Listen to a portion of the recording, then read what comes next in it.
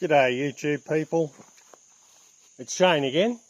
Today we're going to talk about the Deluxe Rocket Stove running on wood pellets, and I'm going to do a bit of a cooking demonstration where I'm going to cook up a beef hot pot, and I'm also going to do up a couple of pizzas in the pizza oven there.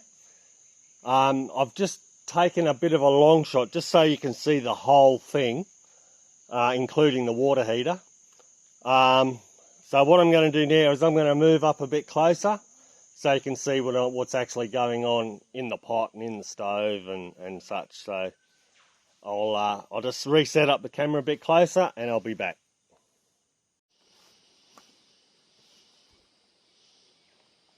And I'm back. I've got it set up for lighting. I've got it set up for burning on pellets. Now I'm not going to show you that again. If you want to watch that, this is video 7, so it'll be on video 5, 005. On the overview of this rocket stove, I'll show you how the pellet basket inside here works and the different sort of grates for depending on what you burn. So go and have a look at that one if you want to find out what I meant by that. I've got some wood pellets here, that's them there. You normally use these in smokers, but they burn really well in these rocket stoves. So what you do is you just tip them in there like that.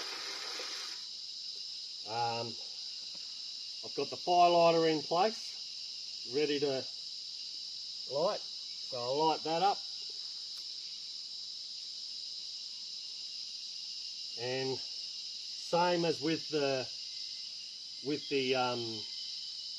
this rocket stove when it's burning wood. Again, you don't have to do this, but what I do is I get a small little fire lighter. I light it up.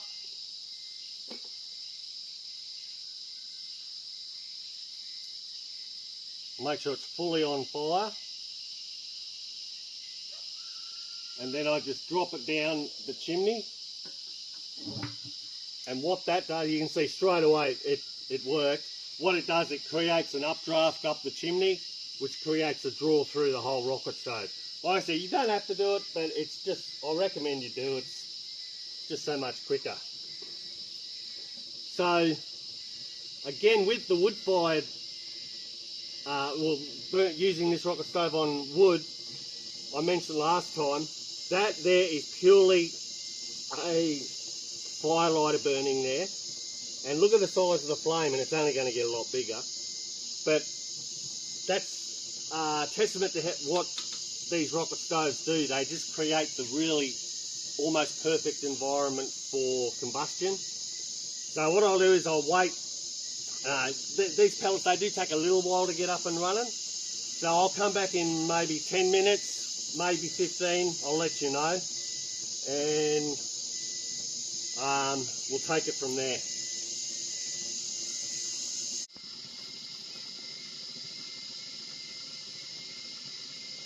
And I'm back.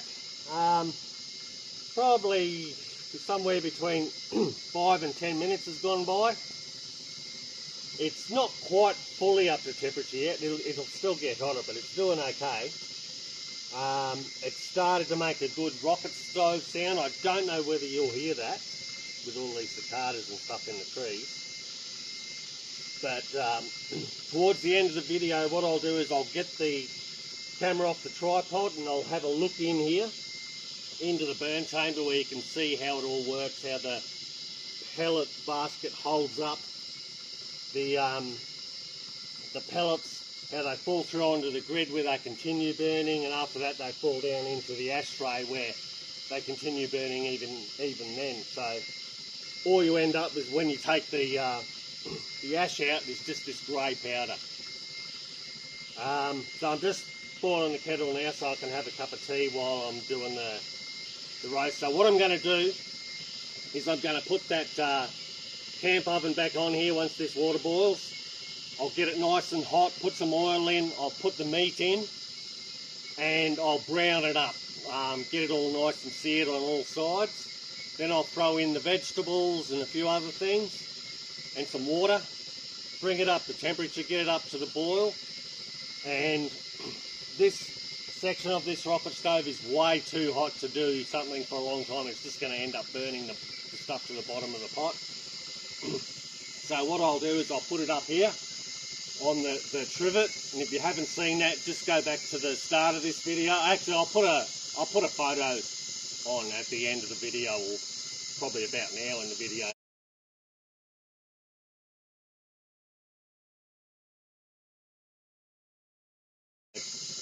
Just anyway, the heat up there is a lot less. Like my hands there, it's getting warm, it's hot, but it's nowhere. I wouldn't put my hand on that hot plate at the moment, certainly. Anyway, I'll be back when I'm when that meat's in the pot and browning up nicely, and we'll go from there.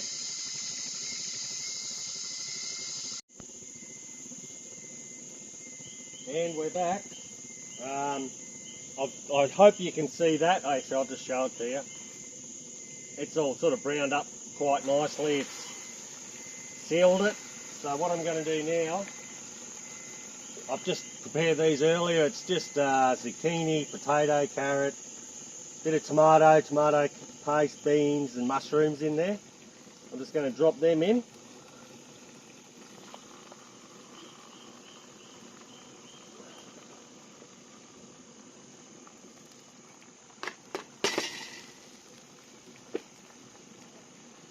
Spread them around a bit.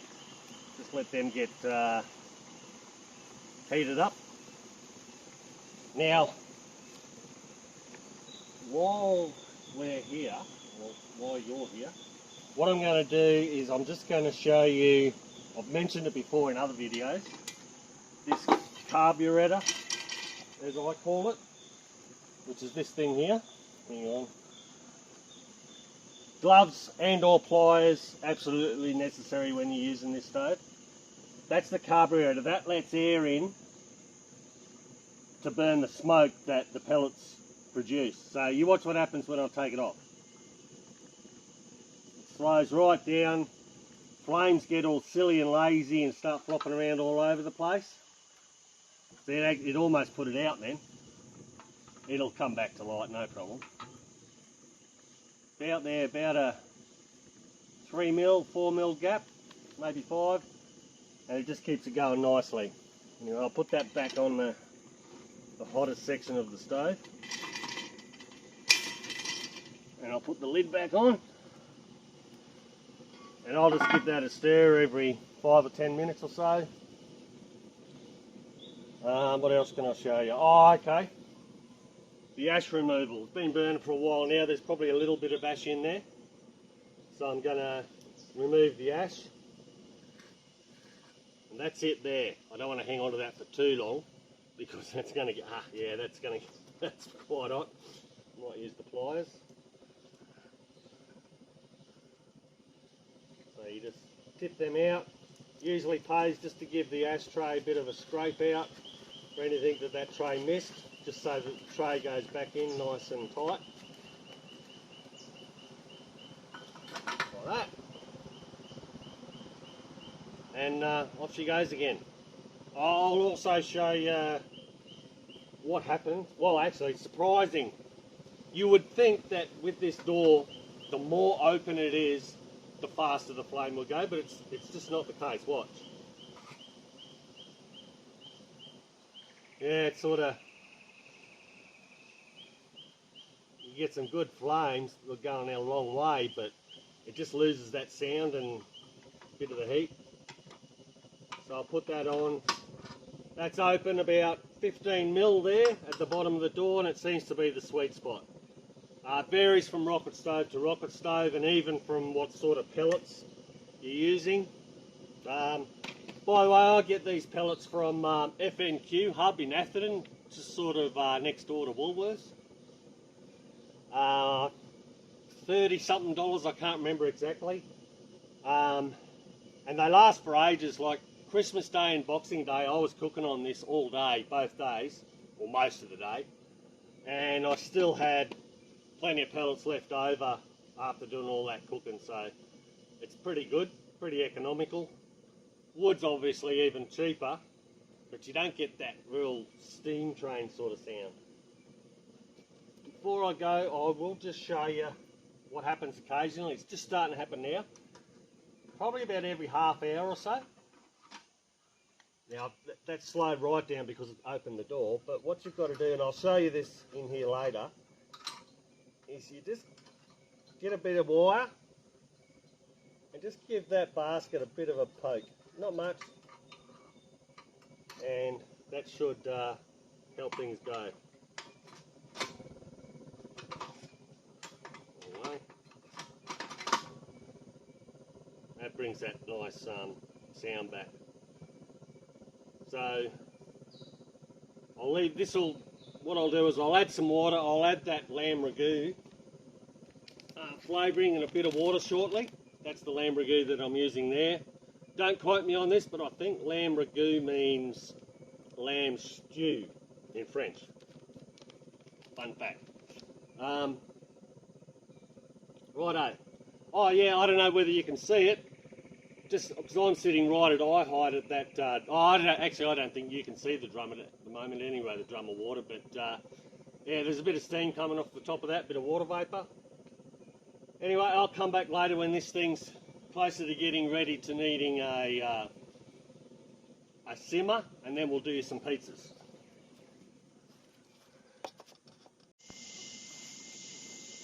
Okay, what I've done is I brought that pot roast up to the boil, added some water, added water, brought it up to the boil, added the lamb ragu flavouring packet, let it boil down there for a little while, kept on adding water.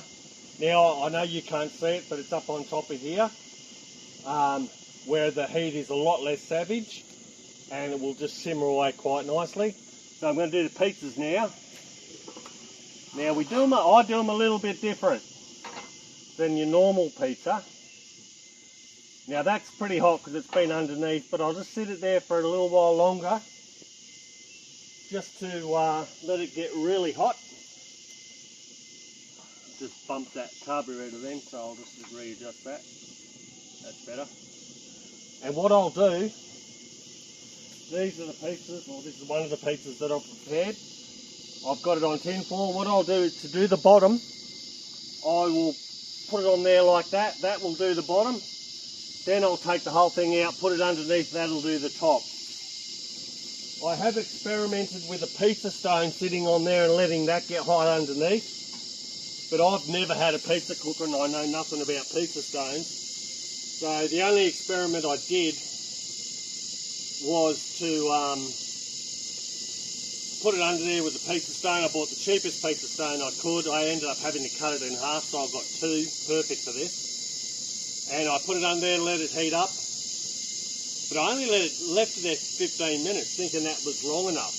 And I tried it and it just wasn't. So I had a bit of a quick look on the internet, just a very quick look on the internet about pizza stones, and I did hear one bloke say something about 2 hours he heats his pizza stones up for, so that was probably my mistake there. So maybe that is an option, but this is the workaround.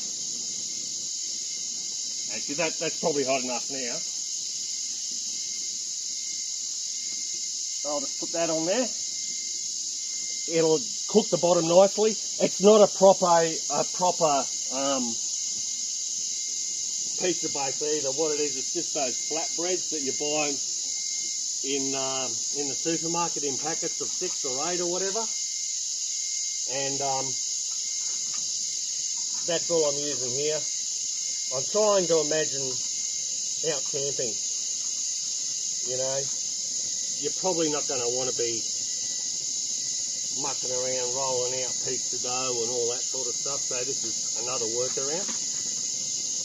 But if you're at home using it on the balcony, yeah, use proper pizza dough or even frozen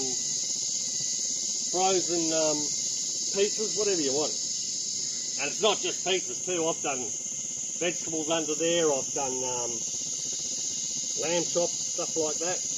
They're really nice like that. Anyway, I'll leave you there. I'm just going to go inside and grab an egg flip so I can easily see how well that pizza's done underneath. I'll be back soon.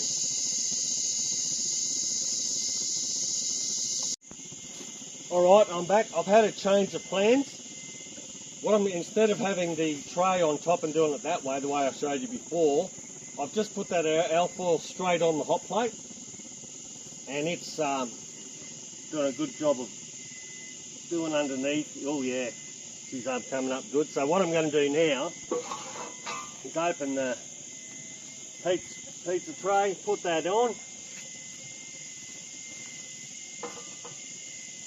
Hope I'm not in your way.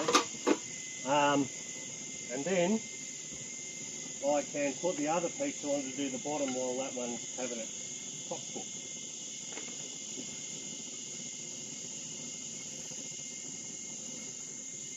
Just like that. So I'm cooking two pizzas at once. I've just had a look in here, I'll show you in a minute. It's just simmering away beautifully. Nice slow simmer like a slow cooker. And oh, this black on the glass here, the flames are actually coming back to here, but you can only see them to here. That's because there's a bit of soot on the glass.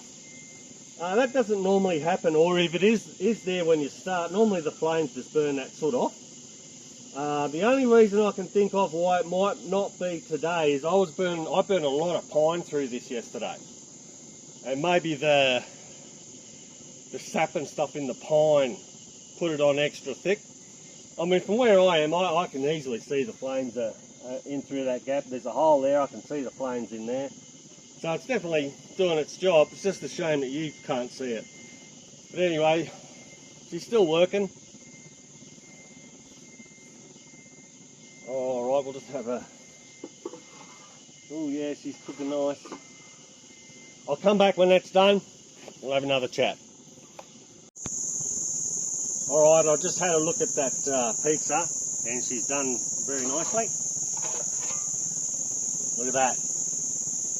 Perfection. So what I'll do is I'll take that one, put it on the plate, take this one off.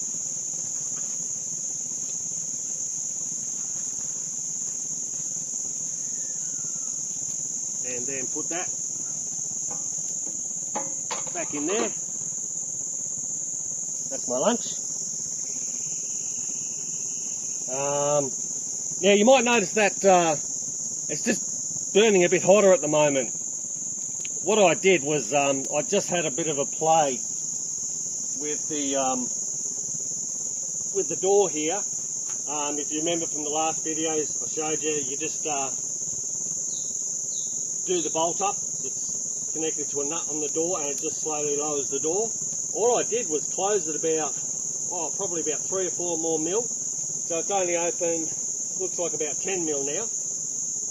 And it just increased how the stove's burning. And as you can see, it's just starting to burn away some of that soot there, like I was just saying before. So, yeah, I'm glad you get to see it. Yeah, it's just a matter of continually playing. I learned every time I use one of these rocket stoves, especially this one, I always learn things on how to get the best out of it. And that was a good example of it. I thought it was doing okay, and it was doing okay, but it's doing better now. Alright, what I'm going to do now is I'm going to wait for that pizza in there to be done. It's pretty close. And I'll get that out, I'll take that into the missus, she can have that for lunch. She loves it when I do this because she's just sitting there. She works from home for the most part, and I keep bringing her in all these nice tasty food things that I cook up on these things, and I enjoy the feed too. So I'll take the pizza into her, I'll eat mine here, then I'll take the camera off the tripod, and I'll give you a look at how this stew is going along. Oh, not a stew, it's a pot roast. How that's just quietly simmering here. It's doing a really nice job. And also what I'll show you is another way to get a simmer. It's just basically it's getting the trivets from up here, putting it on there and putting the pot on top. But I'll show you all that later. I'll be back soon after I've had me lunch. Okay, as I said before, I've taken the camera off the tripod. What I'm going to do take the lid off that. And look at that. Yummo. Let's give it a bit of a stir. Oh, that smells really nice. Haven't tasted it yet, but I will be soon. That's chef's privilege. Actually, I might turn that over when I've got two hands. But in there, oh yeah, no, I told you what's in there. So that's it there. So that's just a beautiful slow simmer, slow cook. So what I'll do now is I'll set up the camera again back on the tripod, and I'll show you how it simmers down on the hot plate with the trivet, with this trivet sitting on the hot plate with that on top of the trivet. So yeah, I'll be back soon.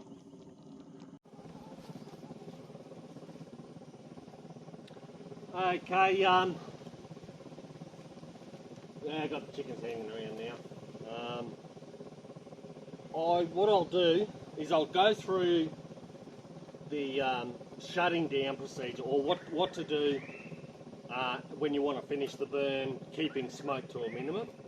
Now, I wasn't thinking, and because that's just about done, I'll do it a bit longer, but the pellets are down to about here at the moment. But once they get down to about there, which is going to be a fair while down the track,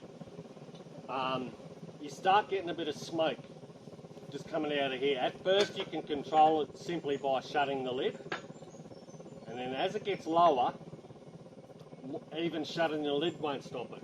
Now, exactly as it is with the standard rocket stove, you've got to sort of just think about where it's getting its air from. So at the moment, it wouldn't be getting much air through there because there's a whole heap of wood pellets there. So all the air's coming through this 10mm gap here. So no smoke. But once you get down to here, you do get a bit of air coming through, and what it does, if you're not careful, you'll end up with the pellets starting to burn up here, and that creates a bit of smoke. And I don't like smoke. I reckon smoke-free or virtually smoke-free is one of the points of difference with rocket stoves, so I always try to keep it to a minimum. So what you do in that case is you shut that. Alright? You shut that completely, which forces more air to come in here, and it pulls it through the pellets, and it stops that smoke coming up, and it keeps that burn back to a minimum. If you get it right, you can do it with zero smokes, and when it goes out, when it runs out of pellets, it just stops. There's no slow wind down, it just stops straight away. So I'm just going to put that back to where it was now. But because I made the mistake of putting in pellets and it's right up here, and that's almost cooked, plus I want to keep these videos as short as possible, I might make that either the next video or one of the next few, and I'll show you that exactly, because like I said, I don't like smoke simply because that's, I don't know, I'm just always, I'm a perfectionist in that way when it comes to rocket stoves. Well, I try to be. And also smoke, if you're using this in your backyard and you get this puffing billy thing and it's giving off a lot of smoke, you're likely to upset your neighbours, and you don't want to do that. And if you're off-grid or in some kind of a survival situation, less smoke the better. You're not going to attract unwanted attention. Mind you, if you're in a survival situation, you're probably not going to be burning wood pellets. You'd be more likely to burn wood, so that problem is probably not going to come around anyway. Alright, so what I'm going to do next is I'm going to take the camera off the tripod, and I'm going to, just where I'm sitting here, and I'll just hold the camera so you can see what's going on in here. I'll give you a recap on how this door up and down works, and I'll just remove some more ash. I haven't removed any ash since the last time I showed you, so it's only the second time. You'll see how little ash they actually produce. So I'll come back and I'll do that, and we might make the end of the video then. Alright, back soon.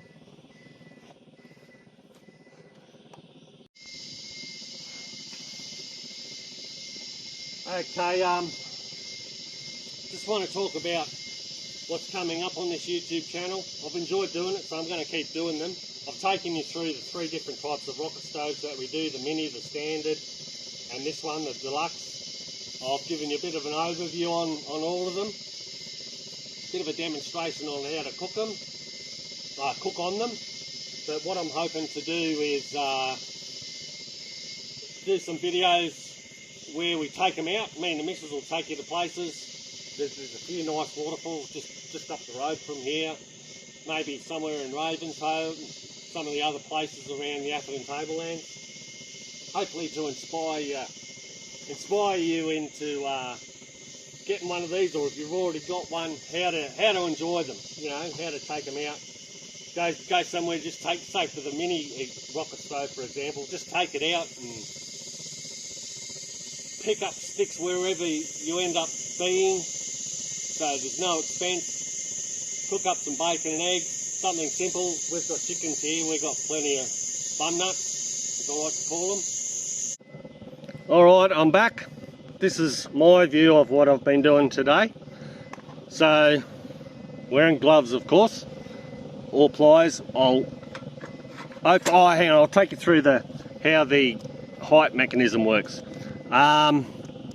If you wind that bolt there, if you wind it in, it lowers the door. Alright? So very slowly that door's coming down. And if you wanted to do it a bit quickly, I find it easier to take that off with the pliers with my left hand, hold that because it's red hot, and just do the nut with my right hand very quickly as long as I'm wearing gloves. So yeah, that's lowering the door, that's raising the door. If you want to quickly shut it completely, you just take it off and that's it, shut. So I'll open up now. I'm going to give you a look in there. Where's my stick? Here. Alright, it's hard doing this, but that's the pellet basket there, and that's directly below the feed tube there. So the pellets just make their way down here, they burn, they fall onto this grid, and more pellets fall down. Like I mentioned before, every now and then, not often, I've had to do it 2 or 3 times in this cook, you just get a bit of wire and you just do that, and it drops them down onto that grate where they continue to burn, and then further down into the ashtray where they actually burn a little bit more. Yeah, there it is in action there. It just happened right then. Okay, so I'm going to show you. Actually, it's just starting to smoke, and that's because I've got the door fully open. Righto. Yeah, did you hear that quicken up there? Oh, I hope you can hear that sound. I'm pretty sure you can. I hope so, because I love that sound. That's the steam train sound that I love. Sounds like a steam train doing 100 miles an hour off in the distance. But anyway, this is how you change the ash. You just pull it out. Again, it gets hot. Then you just get your stick, because you usually spill a bit as you take it out. You just get your stick, and the reason you get that stuff out is so that when you put the tray in, the ashtray back in, it just goes in nice and flat. Like that. So yeah, that's as simple as that. Oh, that was a bit hot. That's why pliers are good. And while I got you here, I'm just going to show you how this pot roast is going. As you can see there, that simmer, it's a little bit more than what it was when it was at the top. So that's just, oh, that smells so good. Looking for, I'll have that tonight. We had the pizzas for lunch. And that's the chimney. Yeah, as you can see, there's zero smoke there. A little bit of heat haze. Usually when I use this, I'll put the next chimney extension on. It'll go up there. So it stands up about, well, it's hard to say. Anyway, that's the chimney extension from there